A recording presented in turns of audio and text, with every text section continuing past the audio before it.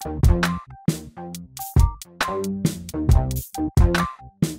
here with the Digital Digest, and today I wanted to share my full review, the digitally digested segment for the Sigma 24mm f3.5 DGDN contemporary lens for Sony E-mount full-frame cameras.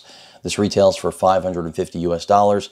Sigma was kind enough to send it over for review purposes, and I've had a decent amount of time to play with it, and I can tell you it is a solid choice.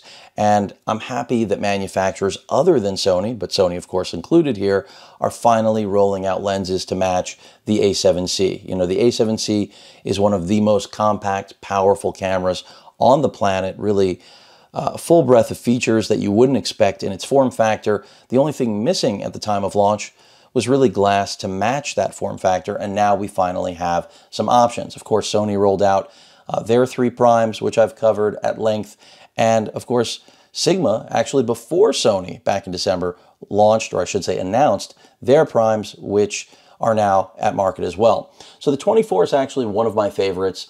You know, solid construction. One of the particular advantages it has over the Sony counterpart, again, other than the pricing being a little bit softer, $50 less, that really shouldn't influence your decision too much, is that it does have a very solid macro capability. Minimum focus distance on this is a little over 4 inches, which is impressive. Very minimal focus breathing on this lens. Build quality is fantastic. The aesthetic also really pleasing. And I think that's something that's going to be a matter of personal preference. Now, the fact that it's a little bit slower than the Sony at f2.8, here being f3.5, I don't think is that much of a difference. I also like that Sigma includes a traditional lens cap as well as their new magnetic lens caps, which I think really just resonates the entire, or embodies the entire point of this lineup of lenses and the A7C, which is practicality and just convenience and, you know, having this rangefinder style body now complemented by glass to match. So really like that. It has weather sealing, not quite as robust as Sony's line, but I'm not going to test that, and neither should you. So while I can tell you what manufacturers state in terms of the breadth of their weather sealing, I would not actually ever get this lens wet, nor do I recommend anyone do that. So you can see really well balanced on the A7C. Now, that's not to say you can't use this, of course, on other full frame E-mount cameras. You can, and by the way, Sigma also makes this for the L mount if you're after it. Of course, that's not part of today's review. And I have to say the 24mm is one of my favorites. I like ultra wide, and how much more compact could this really be? I think the only critique that I have for it is that the Sony does have a little bit more in terms of hardware on the button side of things, because of course we have a switch here for the focus to change between auto and manual. And then we have our aperture ring, which nice and clicky, you can hear that. I really like that. A little more satisfying than the Sony, but this is nitpicking at its finest. And then the focus ring, nice and smooth as it should be. What it does not have that the Sony has, and this is not a comparison, but I must make mention because they are so similar in terms of form factor, price, and almost in build quality. I do feel the Sigma is a little bit more solid. That's just a matter of having it in hand, and I think if you are able to get it in hand, you will say the same, is that it does not have a customizable button like the Sony, which I do have right here, so I can show you that.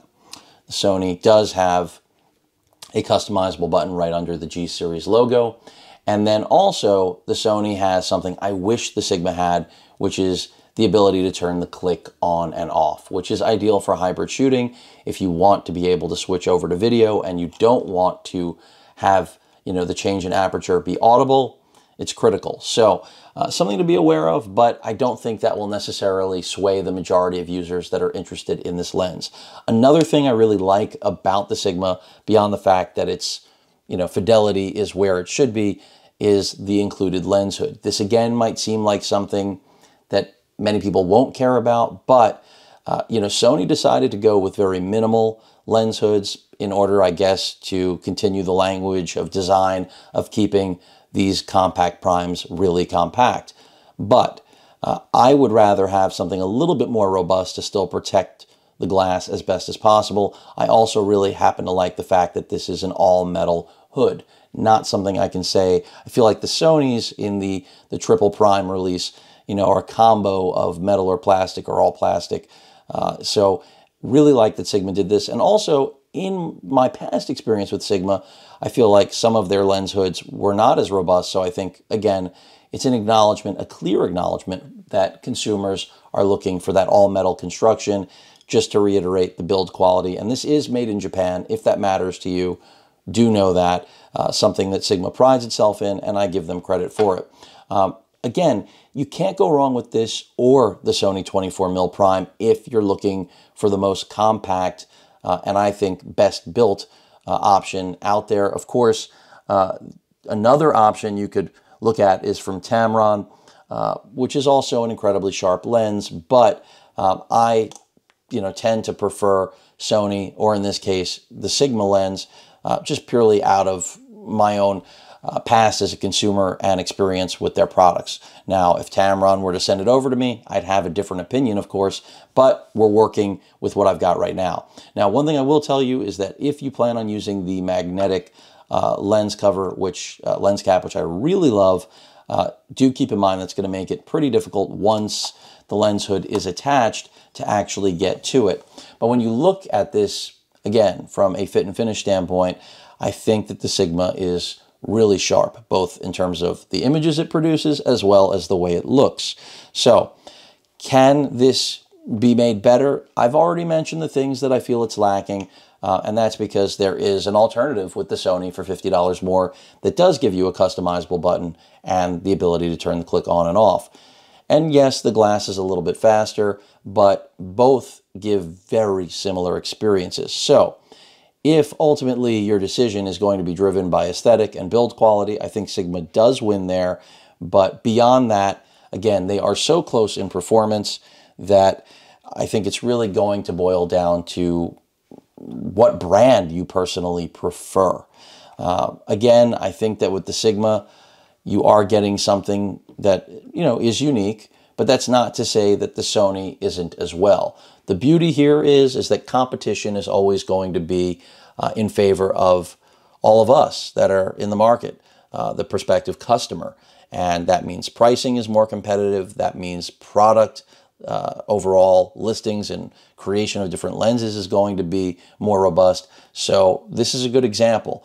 So many of you out there may wonder why even to acknowledge or look at the Sigma 24mm, but hopefully today's video has given you some of the core components as to why I like it, and I think it is a good alternative to the Sony. It's hard to say which is better because I think that really ultimately depends on what your use case scenario is and how much you care about the things I've mentioned. If you have to have that click switch, then obviously the Sigma isn't going to be at the top of your list. If the click switch is irrelevant to you and the customizable button is irrelevant to you, then it ultimately comes down to the difference between the f2.8 and the f3.5, which again, I think is marginal at best. Now, if we were talking about f1.8, or f1.4, then we'd be, I think, I'd be hard pressed to say, hey, the Sigma is still relevant for a $50 price difference. But because the aperture is so similar, that's where I feel like brand loyalty and construction and overall aesthetics are what really will end up making your decision. For me, again, I'm going to say there's no way to go wrong with this or, again, its Sony counterpart. They just do exactly what they should, which is deliver a prime ultra wide that maintains the incredibly small form factor of this camera, and it does so at a very palatable price point. So I really like this lens. I'm hoping we see even wider primes, but the likelihood of that, considering I would imagine that they would have to get larger depending on what kind of technology Sigma or Sony or Tamron or anyone else is able to develop.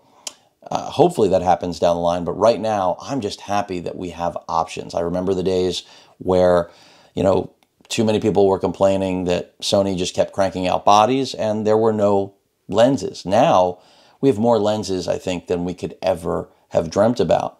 And again, what I really like about the Sigma is that it does maintain the design and build quality of their cinema line of lenses, which I think represents some of the best glass on the market. So again, this is really about consumer preference because there isn't anything wrong with its fidelity. As I mentioned, there is some autofocus breathing here as well as in the Sony. They are so similar, but the macro capability here, I think, draws me to the Sigma a little bit more than the Sony. But tough to decide between either one, and that's why this is one of the few times that I can't say I definitively prefer the Sigma or the Sony, because I think it really relates to how you're going to shoot and use your 24mm compact prime on your A7C.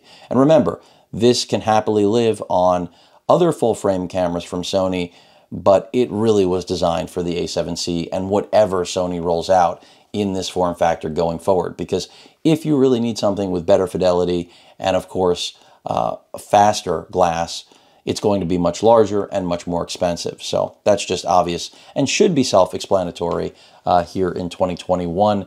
The compact lenses are meant to be about convenience without compromise, but that doesn't mean that they will ultimately be the best, obviously, when it comes to overall performance, and that should be clearly signaled with their pricing. I mean, the fact that we can even get a $550 prime compact E-mount 24mm lens is an achievement, in my opinion. So kudos to Sigma for rolling this out. You know, there aren't a lot of other manufacturers with as strong a reputation as Sigma putting out lenses for the E-mount. Yes, you can point to Samyang and others, but they don't have the reputation that Sigma or, of course, Sony native E-mount lenses carry, in my opinion. Really like this. Really love the little magnetic lens cap. I know I talk about it too much, but it is really cool. The only downside, as I've already stated, you can actually just drop it in, but getting it out once you have the hood on is going to be a little bit of an issue. Hope you enjoyed the video. I know no samples, no video samples, but I've enjoyed shooting this lens, and I think that anyone who picks it up at $550 is also going to similarly be very happy with this 24mm prime compact lens, specifically with the A7C. Any questions or comments, please feel free to post them. Hit that like button. And as usual, please feel free to subscribe, and please stay safe. Later.